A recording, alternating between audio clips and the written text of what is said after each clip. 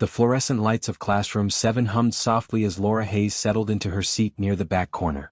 The desk, like everything else in the Galactic Naval Academy, had been designed for beings much larger than humans. Her feet barely touched the floor when she sat properly, so she perched on the edge, datapad in hand, reviewing the day's tactical simulation parameters. Around her, the classroom filled with cadets from across the galaxy. The Velthrans glided in with their characteristic grace, their translucent skin shimmering under the artificial lighting. A pair of creche cadets clicked and chittered to each other in their insectoid language, their compound eyes reflecting the holographic displays that flickered to life above each desk. Near the front, 3 Drachner towered over everyone else, their scaled heads nearly brushing the ceiling even as they sat. Laura had been at the academy for 3 months now. 3 months of stares. 3 months of whispered conversations that stopped when she walked past. 3 months of being called a Deathworlder like it was a curse. Earth had only joined the Galactic Coalition 2 years ago. The Academy had opened its doors to human cadets shortly after, and Laura had been among the first 20 selected. It was an honor, her instructors back home had said. A chance to prove that humanity belonged among the stars.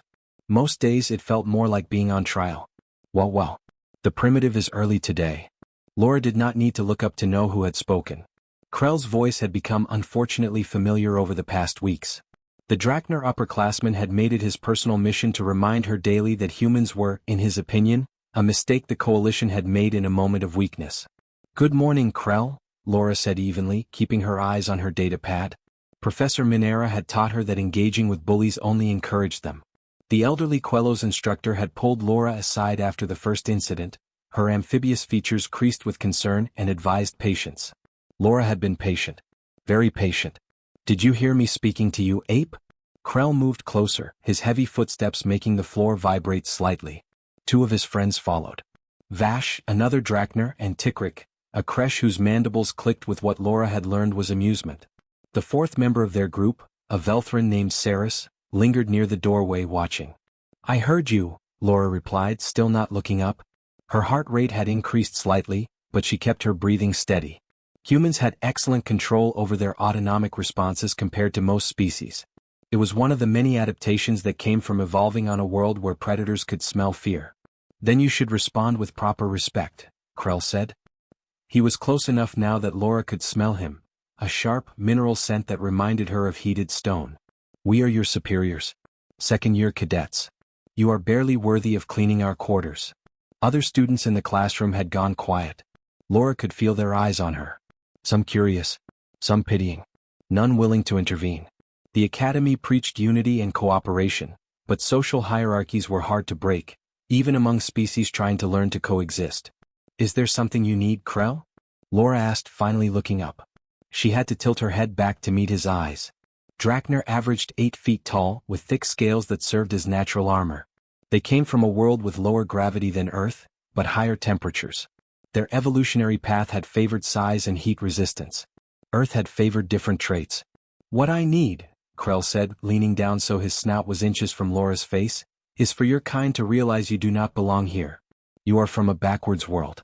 A violent world. You have no business training alongside civilized species." Laura's jaw tightened, but she said nothing. Her hands, resting on the desk, did not clench into fists. She had learned that much control at least. "Nothing to say?" Tikrik clicked, circling around to Laura's other side. "The human is silent. Perhaps it finally understands its place. Leave her alone." The voice came from the front of the classroom. Laura glanced over to see Claire, her roommate, standing up from her desk. The Velthran's skin had flushed a deep purple, a sign of agitation in her species.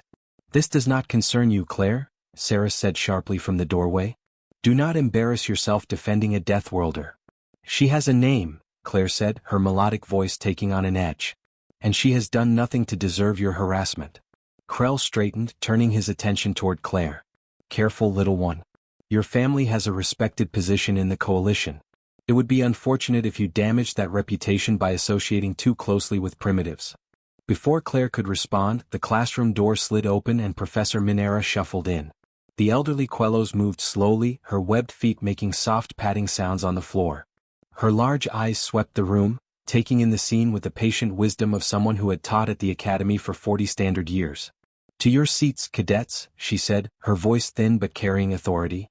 "We have much to cover today." Krell held Laura's gaze for a moment longer, then smiled, a display of teeth that was probably meant to be threatening. "This conversation is not finished, human," he said quietly, then moved toward his seat. Laura exhaled slowly and returned her attention to her datapad, but the words on the screen blurred. Her hands were trembling very slightly. Not from fear, though she would be foolish not to feel some wariness. Krell and his friends were larger, stronger by the standards of most species, and clearly willing to push boundaries. No, the trembling came from restraint.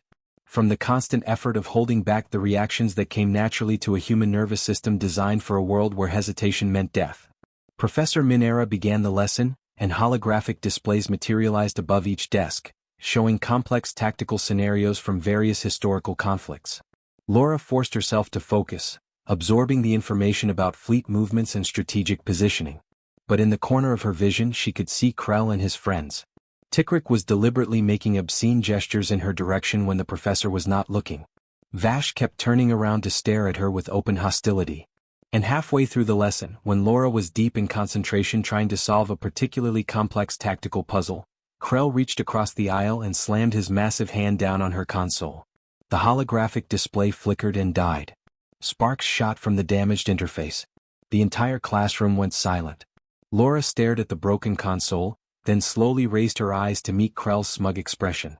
"Oops," the Drachner said loudly. "How clumsy of me. I suppose the primitive will have to explain to the professor how she broke academy equipment." Professor Minara turned, her large eyes widening as she saw the destroyed console. "What happened here?" Laura opened her mouth then closed it. Around the room, every student who had witnessed what actually occurred suddenly found their own displays fascinating. "I am waiting for an explanation, Cadet Hayes," Professor Minara said. Laura looked at Krell one more time. The Drachner's expression was triumphant. He knew she would not report him. Humans were already barely tolerated. A human who caused trouble would only confirm every prejudice. "It malfunctioned, Professor," Laura said quietly. "I apologize." The trembling in her hands had stopped. Something colder had replaced it. The next day, Laura arrived early to close quarters combat theory class. The room was different from the standard lecture halls. Smaller, with padded floors and walls designed for practical demonstrations. Holographic projectors lined the ceiling, capable of creating three-dimensional battle scenarios for students to analyze. Laura preferred this class. Unlike the tactical simulations where Krell could sabotage her equipment, here the subject matter was pure theory. She could lose herself in studying techniques from various species, comparing their different approaches to physical conflict. She sat cross-legged on the padded floor near the center of the room, her datapad displaying a Velthran martial art that emphasized fluid redirections and pressure points. The movements were beautiful, almost like a dance. Nothing like the brutal efficiency of human combat systems. The door hissed open behind her. Laura glanced over her shoulder and felt her stomach tighten. Krell entered first, followed by Vash, Tikrik, and Saris. All four of them. No other students. No instructor. Well, Krell said, his voice echoing in the empty room. "Look what we found. A Deathworlder all alone." Laura stood slowly, setting her datapad aside. Her heart rate increased, but her breathing remained controlled. "Class does not start for another 15 minutes, she said. "I was just studying." "We know," Tikrik clicked, his mandibles spreading in what passed for a smile among the creche. "We checked the schedule. Your instructor had to reschedule. She will be late today." They had planned this. The realization settled over Laura like cold water. This was not random harassment. This was deliberate. Vash moved to the left while Saris glided to the right. They were spreading out, blocking the exits. Krell advanced from the front, with Tikrik slightly behind him. Basic pack tactics. Surround the prey. Cut off escape routes. "You embarrassed me yesterday," Krell said. "Made me look foolish in front of the professor when your console broke." "You broke my console," Laura said quietly. "Prove it." Krell's eyes gleamed. "You sat there like a coward and took the blame. Because you know the truth, your kind does not belong here. You are tolerated only because the coalition pitted your primitive world." Laura said nothing. Her mind was working rapidly, processing the situation. 4 opponents. All larger than her. The Drachner had reach and strength. The Creche had speed and sharp limbs. The Velthran had flexibility and surprising grip strength despite their delicate appearance.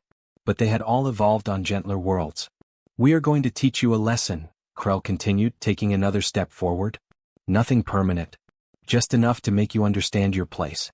Maybe a few broken bones. Your human doctors can fix that, yes? I do not want to fight you, Laura said. Too bad. Krell lunged forward, his massive hand reaching for her shoulder. What happened next took 12 seconds. Laura's body reacted before her conscious mind fully registered the threat. Millions of years of evolution on a world filled with predators had hardwired certain responses into human neurology. When a threat came fast, humans moved faster. She twisted away from Krell's grab with a speed that shocked him. His fingers closed on empty air where her shoulder had been a fraction of a second before. Laura's hand shot out, finding the nerve cluster where his arm joined his shoulder, a vulnerable point on Drachner anatomy she had studied weeks ago, never thinking she would use the knowledge. She struck hard. Krell's arm went numb and dropped to his side. Vash charged from the left. The second Drachner was faster than his friend, but he had the same weakness. He came from a world with 60% of Earth's gravity. His muscles were strong but not built for the rapid directional changes that came naturally to humans. Laura dropped low, far lower than her center of mass should have allowed in the eyes of species accustomed to different gravitational forces. Vash's arms swept over her head. She drove her shoulder into his midsection, using his own momentum against him. The impact would have barely phased a human. Vash's species had internal structures less densely packed, evolved for their lighter world. He gasped, the air driven from his lungs, and stumbled backward. Tikrik came at her from behind. She heard the scrape of his chitinous feet on the padded floor. Human hearing, evolved to detect threats in dense vegetation, was better than most species realized. She spun, and her elbow caught the creche in what approximated his solar plexus. The strike was precise, controlled. She had aimed for a nerve cluster, not to kill, though her human body was certainly capable of lethal force if she chose. Tikrik's legs buckled and he collapsed, his breathing rapid and shallow. 7 seconds had elapsed. Saris moved then, finally realizing this was not going as planned. The Velthran was the smartest of the group, the one who had stayed by the door, watching. She came at Laura with the fluid grace of her species, trying to entangle her in a hold that would immobilize without striking. It might have worked on another species. But Saris had made a critical error. She had assumed human flexibility was similar to Drachner or Kresh. She did not know that humans, despite their dense muscle and bone, could bend and twist in ways that seemed impossible. Laura slipped the hold, her spine rotating at an angle that made Saris's eyes widen in shock. Then Laura's hand found the Velthran's wrist, and she applied pressure to a joint in a direction it was not meant to bend. Saris cried out and released her grip. Laura swept the Velthran's legs and controlled her descent to the floor, preventing injury even as she ensured Saris could not rejoin the fight. 10 seconds. Krell had recovered enough feeling in his arm to come at her again, rage overriding sense. Vash joined him, both Drachner advancing together. They were working in coordination now, trying to use their size advantage to overwhelm her. Laura's breathing was faster but still controlled. Her body was flooding with adrenaline, that ancient human chemical response that increased strength and speed, another gift from Earth's brutal evolutionary pressure. She could feel her heart pounding, feel the clarity that came with combat focus. She feinted left and Vash took the bait. As he shifted to intercept, Laura pivoted right inside Krell's guard. Her fist struck his throat, not hard enough to crush but enough to make breathing difficult. As he gagged, she hooked his leg and sent him crashing to the floor. Vash grabbed for her and this time he connected. His hands closed around her upper arms, and he lifted her off the ground, triumphant despite his labored breathing. But he had made a mistake. He had brought her closer. Laura's forehead snapped forward into his snout. The headbutt was a purely human technique. Most species would concuss themselves attempting it, but human skulls were dense bone designed to protect the brain from impact. Vash's snout was relatively fragile. The crunch was audible. Vash dropped her and staggered back, blood streaming from his broken nose. He sat down hard, both hands clutching his face. 12 seconds. Laura stood in the center of the room, breathing hard. Around her, four attackers were incapacitated. Krell was on his knees, gasping for air. Vash sat against the wall, blood flowing between his fingers. Tikrik was curled on his side, still struggling to breathe properly. Saris clutched her wrist, her skin flushed with pain. The door hissed open. A group of students stood frozen in the entrance, their eyes wide. They had arrived for class and found a scene of carnage. A single human cadet standing unharmed while 4 upperclassmen lay injured around her. Medical, Laura said, her voice steady despite her racing heart. They need medical attention. Now. One of the students, Aquelos, scrambled for his communicator. The others just stared. Laura walked calmly to where she had left her datapad, picked it up and sat down. Her hands were shaking now, the adrenaline beginning to fade. She had not wanted this. Had tried to avoid it. But Krell had been right about one thing. She was from a death world. And on death worlds you learn to survive. The security office was cold. Laura sat in a chair that was too large for her, her feet dangling several inches above the floor. Across the metal desk, Commander Thress watched her with unblinking eyes. The Velthran skin had shifted to a deep blue, a color Laura had learned indicated suspicion or distrust. 4 cadets, Commander Thress said slowly, are now in the medical wing. One with a broken nose. One with severe bruising to the respiratory tract. One with neurological trauma. One with a dislocated wrist. All injured by you. Laura said nothing. Her hands rested in her lap, still and calm despite the storm of anxiety in her chest. She had been taught not to speak without a legal representative present, but the Academy operated under different rules than Earth's justice system. Do you deny this? Thress asked. No, Laura said quietly. I do not deny it. Thress's skin darkened further. You admit to attacking 4 students without provocation? I did not say without provocation, Laura replied. I said I do not deny injuring them. The door opened and a tall Quellos entered. His amphibious features were scarred, unusual for his species. One eye was milky white, clearly blind. He wore the uniform of an admiral, and the medals on his chest spoke of decades of service. That will be all, Commander, the admiral said, his voice carrying quiet authority. Admiral Rendash, Thress stood quickly. I was conducting the initial interview. And now I am conducting the investigation, Rendash interrupted. You may go. Thress's skin flushed with irritation, but she left without another word. The door hissed shut behind her. Admiral Rendash moved slowly around the desk and sat down. He studied Laura for a long moment, his good eye sharp and assessing.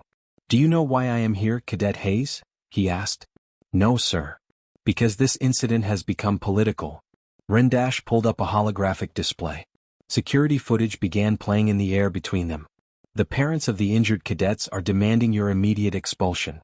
Several coalition members are questioning whether humans should be allowed in the academy at all. Laura watched the footage. It showed everything, Krell's group entering the classroom, surrounding her, blocking the exits. It showed Krell lunging for her. It showed what happened next. 12 seconds. From the camera's perspective, it looked even faster. One moment she was alone, surrounded by 4 larger opponents. The next moment all 4 were on the ground. Excessive force, Rendash said. That is what they are calling it. They say you could have simply fled. Or called for help. Or disabled one attacker and waited for assistance.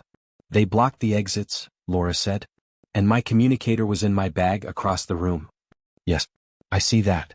Rendash paused the footage, zooming in on Krell's face just before he attacked. I also see that he intended to harm you. His expression makes that clear. He played the footage again, this time in slow motion. Laura watched herself move. From this perspective she could see what the witnesses had seen, the inhuman speed, the precise strikes, the controlled violence. Tell me, Cadet Hayes, Rendash said, stopping the footage. Did you intend to kill any of them? No, sir. Could you have killed them? Laura hesitated. Yes, sir. Rendash nodded slowly. I thought so. Do you know how I can tell? No, sir. Because they are still alive. The Admiral stood and walked to the window. Outside, the Academy grounds stretched across the space station, artificial gardens glowing under simulated sunlight. I fought alongside human soldiers once. 10 years ago in the border conflicts with the Talgren Syndicate. Do you know what I learned? Laura shook her head. I learned that when a human decides to kill, there is very little that can stop them. Your species has an efficiency in combat that most of the galaxy finds disturbing. He turned to face her. I also learned that humans have remarkable control. In that battle, I watched a human soldier disable 17 enemy combatants without killing a single one. She could have. It would have been easier. But she chose not to. I do not want to hurt anyone, Laura said quietly. I believe you. Rendash returned to his seat. But you need to understand the situation. The families of those cadets are powerful. Krell's father is a senior diplomat. Vash's mother commands a fleet. They are demanding justice, and to them, justice means removing you from the academy. Laura felt her chest tighten. I defended myself. I know. The footage makes that clear. Rendash brought up another display showing news feeds from across the coalition. Headlines scrolled past in various alien languages. Laura could read some of them. Deathworlder violence erupts at Naval Academy. Human cadet hospitalizes 4 in brutal attack. Coalition questions humanities academy admission. This is not about what actually happened, Rendash said. This is about fear. Your species terrifies most of the galaxy, Cadet Hayes. You come from a world that should have killed you. Instead, it made you stronger, faster, more dangerous than any of us. We did not ask to be this way, Laura said. No. You did not. Rendash closed the displays. But you are. And now we must decide what that means. The next 3 days were the longest of Laura's life. She was confined to her quarters while the investigation continued. Claire brought her meals and news from outside. It is getting worse, Claire said on the second day, setting down a tray of food. Her skin was pale lavender, a sign of stress. There was a protest this morning. Students demanding that all humans be expelled. How many? Laura asked. 200. Maybe more. Claire sat on the edge of the bed. But there was a counter-protest too. Smaller but still. Some students are defending you. Laura picked at her food without appetite.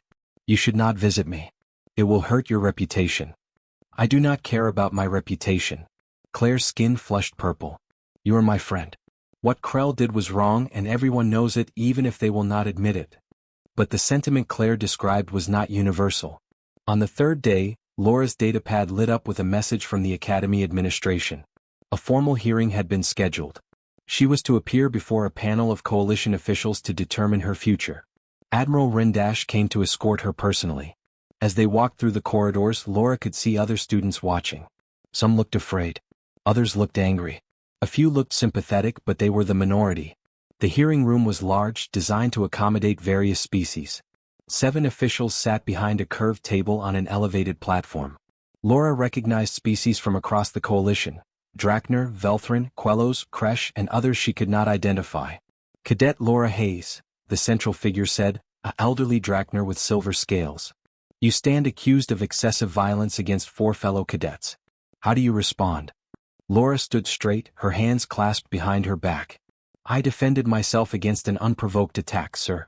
Nothing more. 4 opponents hospitalized, another official said, a Kresh whose mandibles clicked with disapproval. This seems more than simple defense. With respect, sir, Laura said, I used the minimum force necessary to stop the attack. I could have caused much greater harm. That is precisely the concern, the Drakner official said. Your capacity for harm. Your species' capacity for harm. Admiral Rendash stepped forward. If I may address the panel? Proceed, Admiral. I have reviewed the security footage extensively, Rendash said. Cadet Hayes was ambushed by 4 opponents who had deliberately planned their attack. She was cornered with no means of escape or calling for help. Under those circumstances, any species would have the right to defend themselves. But the severity of the injuries, the Kresh began, were the result of physiological differences, not malicious intent, Rendash interrupted. This panel needs to understand what we are really discussing here. Are we punishing Cadet Hayes for defending herself? Or are we punishing her for being human? The room fell silent. Laura could see the officials exchanging glances. This hearing will recess, the elderly Drakner finally said. We will review the evidence and deliver our judgment tomorrow. As guards escorted Laura back to her quarters, she passed a group of human cadets in the hallway. They looked at her with expressions she could not quite read. Hope maybe. Or fear that her actions would doom them all. The hearing room was more crowded the next day. Word had spread across the academy, and students from every species filled the observation gallery. Laura could feel their eyes on her as she took her position at the center of the floor. Admiral Rendash stood beside a holographic projector, his scarred face calm and professional. The 7-member panel sat elevated above them, waiting. This hearing will now resume, the elderly Drakner official announced. Admiral Rendash, you requested permission to present additional evidence? Yes, Counselor. Rendash activated the projector. A 3-dimensional image of Earth materialized in the air, slowly rotating. Blue oceans, green continents, white clouds. I want to talk about this planet. We are aware of the human homeworld, the Kresh official said, mandibles clicking with impatience. What relevance does this have? Everything, Rendash replied. He gestured, and the hologram zoomed in on Earth's surface. Numbers and data began scrolling alongside the image. This is a Class 12 Deathworld. The highest danger classification in Coalition records. Murmurs rippled through the gallery. Laura kept her eyes forward, but she could sense the shift in attention. Rendash continued. Let me put this in perspective. The average Coalition world has gravity between 0.6 and 0.8 Earth standard. Earth itself is 1.0. This means humans evolved under gravitational stress 40% higher than most species in this room. He brought up comparative images. Diagrams of skeletal structures from different species appeared beside a human skeleton. Look at the bone density. Human bones are nearly twice as dense as Velthran bones. 50% denser than Drachner bones. This is not by choice. This is adaptation to crushing gravitational force applied over millions of years. The Velthran official leaned forward, her skin shifting to a curious green. We know humans are physically robust, Admiral. This does not excuse excessive violence. I am not finished. Rendash changed the display. Now it showed atmospheric composition. Earth's atmosphere is 21% oxygen. Most Coalition worlds range between 14 and 18%. Humans literally breathe a toxic concentration of one of the galaxy's most reactive elements. Their cellular respiration operates at levels that would burn out the organs of most species. He pulled up more data. Earth's temperature range, -89 degrees to +56 degrees Celsius. The Velthran homeworld varies by 12 degrees seasonally. The Drachner homeworld by 18. Humans evolved to survive in conditions that swing across 145 degrees. Laura watched the panel members. Some were beginning to look uncomfortable. The elderly Drachner's expression had shifted from stern judgment to something closer to concern. Now let us discuss predation, Rendash said. His voice grew harder. Every species in this room evolved with natural predators. But Earth took this concept to an extreme that most of you cannot comprehend. The hologram shifted again, showing various Earth animals. A lion, a bear, a crocodile, a shark, a snake. Humans shared their world with thousands of apex predators. Creatures that could kill with claws, teeth, venom, crushing force. And do you know what humans did? Rendash paused. They survived. Not by becoming bigger or developing natural armor. They survived by becoming smarter and faster than everything trying to kill them. He zoomed in on a human nervous system. Human reaction time, 0.15 seconds on average. Drachner reaction time, 0.32 seconds. Velthran, 0.28 seconds. Kresh, 0.25 seconds. Humans react almost twice as fast as some of you because hesitation meant death on their world. Admiral, the Kresh official interrupted. We understand that humans evolved under harsh conditions. But this does not address the central question. Did Cadet Hayes use excessive force? That is exactly what I am addressing. Rendash pulled up the security footage from the incident. Watch carefully. I will show you this at 1/4 speed. The hologram played the attack in slow motion. Laura watched herself move through the 12-second encounter. From this perspective, slowed down, every action became clear. Here, Rendash froze the image at the moment Laura struck Krell's throat. She hit the tracheal nerve cluster. This is a potentially lethal strike point. If she had used her full force, Krell would have died from crushed cartilage and oxygen deprivation within minutes. He zoomed in on Laura's fist. But look at the impact deformation. She pulled the strike. Used perhaps 30% of her available force. Just enough to disable, not enough to kill. The footage continued. Here, she drives her shoulder into Vash's midsection. Again, a potentially lethal blow. Humans have killed large animals with strikes like this. But she angled upward, hitting the diaphragm instead of the liver or spleen. Temporary incapacitation, no permanent damage. Frame by frame, Rendash analyzed each moment of the fight. The strike to Tikrik's nerve cluster. The joint lock on Saris's wrist. The headbutt that broke Vash's nose. Every single technique she used, Rendash said, was calculated for minimal necessary force. And do you know how I know this? He pulled up medical reports. Because all 4 attackers are alive. All 4 will make full recoveries. If Cadet Hayes had wanted them dead, they would be dead. If she had wanted them permanently injured, they would be permanently injured. She did not want either of those outcomes. The room had gone completely silent. Rendash turned to face the panel directly. You asked if she used excessive force. I submit that she used remarkable restraint. She was attacked by 4 opponents who had planned an ambush. She had no escape route and no ability to call for help. Under coalition military law, she would have been justified in using lethal force to defend herself. But she is not a soldier, the elderly Drakner said quietly. She is a student. Yes. A student who showed more discipline in 12 seconds than her attackers showed in 3 months of harassment. Rendash gestured to Laura. May I call a witness? The panel conferred briefly, then nodded. Professor Minara, please step forward. The elderly Quello's instructor shuffled into the room, her webbed feet making soft sounds on the floor. She looked nervous, her amphibious features twitching. Professor, Rendash said gently, you teach Cadet Hayes' tactical simulation class. Have you witnessed any interactions between her and the 4 cadets who attacked her? Minara's large eyes blinked slowly. Yes, Admiral. Many interactions. Please describe them. The professor's voice was thin but steady. Cadet Krell has harassed Cadet Hayes since she arrived at the academy. He has insulted her species, damaged her equipment, and created a hostile learning environment. I have documented 3 formal complaints, all of which were dismissed by the administration as minor interpersonal conflicts. Murmurs rose from the gallery again. The panel members looked at each other. Why were these complaints dismissed? The Velthran official asked. Because, Minara said, her voice growing stronger, there is a bias in this academy. We claim to welcome all species, but we fear the Deathworlders. We fear what they represent. So when they are harassed, we call it minor. When they defend themselves, we call it excessive. Laura felt her throat tighten.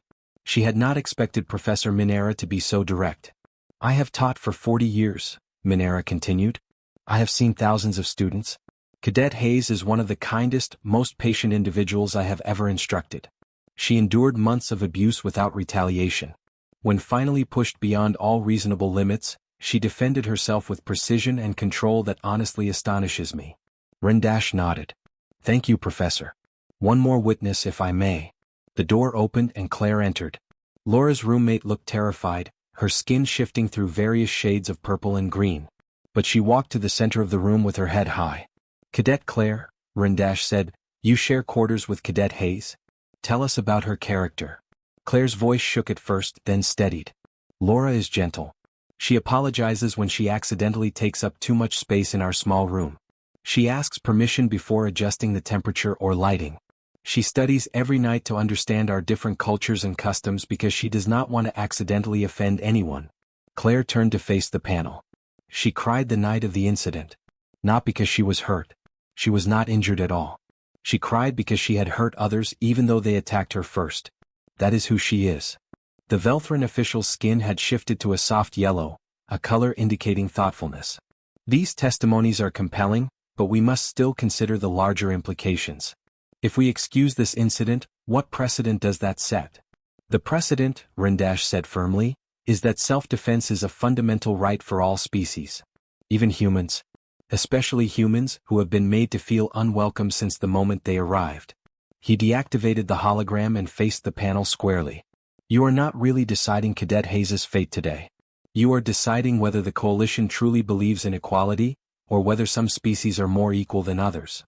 The panel deliberated for 6 hours. Laura waited in a small anteroom with Admiral Rendash and Claire. Nobody spoke much. The weight of what was being decided pressed down on all of them like gravity. When the summons finally came, Laura's legs felt weak as she stood. Claire squeezed her hand once, then let go. Humans were not supposed to show vulnerability, Laura reminded herself. But right now she felt very small and very far from home. The hearing room was packed. Every seat in the gallery was filled and students lined the walls. Laura took her position at the center of the floor. The 7 panel members looked down at her, their faces unreadable. The elderly Drakner official stood. The room fell silent. Cadet Laura Hayes, he began, his voice carrying across the chamber. This panel has reviewed all evidence, testimony, and applicable regulations. We have also consulted with military legal experts and cultural specialists from across the coalition. Laura's heart hammered against her ribs. She kept her breathing steady through sheer force of will. The security footage clearly shows that you were ambushed by 4 cadets who had planned their attack in advance. You had no reasonable means of escape or summoning help. Under coalition law, you had the right to defend yourself. The official paused. Laura could not read his expression. However, the severity of the injuries you inflicted raised serious questions about proportional response. We needed to understand whether your actions were defensive or retaliatory in nature. Another pause. Laura's fingernails dug into her palms.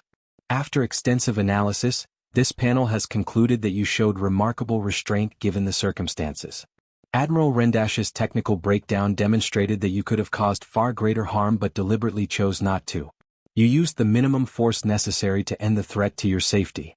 Laura felt her knees weaken with relief, but the official was not finished. Therefore, this panel finds you not guilty of excessive force. All charges are dismissed. The gallery erupted. Some students cheered. Others shouted in protest. The official raised his hand for silence. Furthermore, he continued, his voice hardening, this panel finds that Cadets Krell, Vash, Tikrik, and Saris engaged in premeditated assault. They are hereby expelled from the Galactic Naval Academy, effective immediately. This expulsion will be noted on their permanent records. Now the reactions were mixed. Anger. Some satisfaction. Laura saw a group of Drachner students stand and walk out in protest. But this incident has revealed deeper problems, the official said. Problems this academy and the coalition as a whole must address. We have failed to properly integrate humanity into our institutions. We have allowed prejudice and fear to create a hostile environment. This ends now. He gestured to one of the other panel members, the Velthran official whose skin had turned thoughtful yellow during the testimonies. She stood and activated a holographic display. Effective next semester, she announced, all cadets will be required to complete a new course, Comparative Evolution and Cultural Understanding. This course will educate students about the diverse evolutionary pressures that shape different species, with particular focus on Deathworld adaptations. Another panel member, Aquelos, added, we will also be implementing mandatory integration programs, mixed species training teams, cultural exchange sessions, mentorship programs pairing students from different backgrounds. Additionally, the elderly Drachner continued, we are establishing a formal system for reporting harassment and discrimination. All complaints will be investigated by an independent board, not dismissed as minor conflicts. He looked directly at Laura. Cadet Hayes, this academy owes you an apology. You should never have been placed in a position where defending yourself was necessary. We failed in our duty to provide a safe learning environment for all students. Laura's throat was too tight to speak. She managed a small nod. This panel also wishes to acknowledge the courage shown by Professor Minara and Cadet Claire in speaking truthfully despite potential social consequences. The Academy needs more individuals willing to stand up for what is right. The official sat down and Admiral Rendash stepped forward. If I may add something, counselors, he said. I have served in the coalition military for 32 years. I have fought beside warriors from every species represented here. And I have learned that strength comes in many forms. He turned to address the entire room, not just the panel. The Velthran have grace and precision. The Drachner have size and endurance. The Kresh have speed and coordination. The Quellos have wisdom and patience. Each species brings unique gifts shaped by their homeworld's challenges. His good eye swept across the gallery. Humans bring something we desperately need, resilience. The ability to face overwhelming odds and refuse to break. To adapt and survive in conditions that would kill most of us. We should not fear this. We should be grateful for it. Rendash walked over to stand beside Laura. In 10 years, when you are officers commanding ships and stations across coalition space, you will face crises.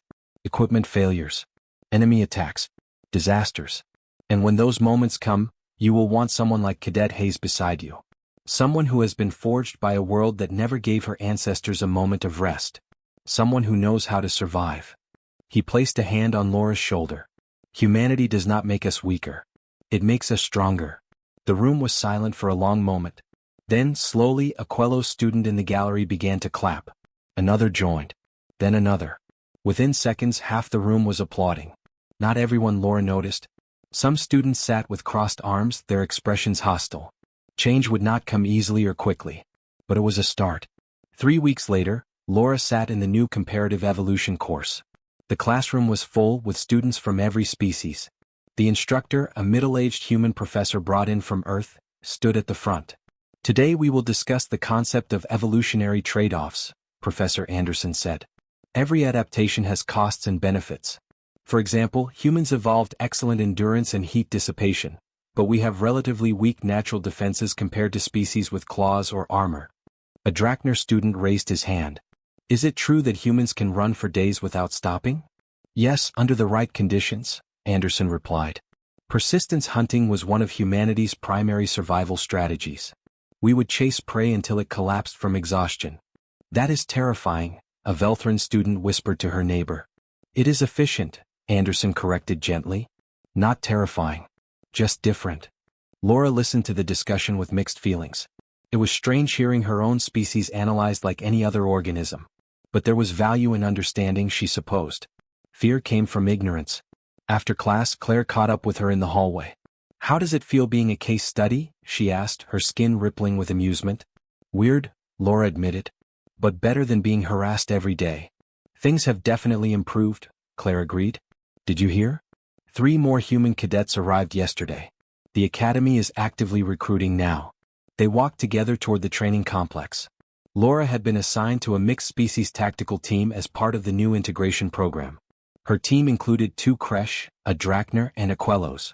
The Drachner, a first-year named Threx, had been nervous around her at first.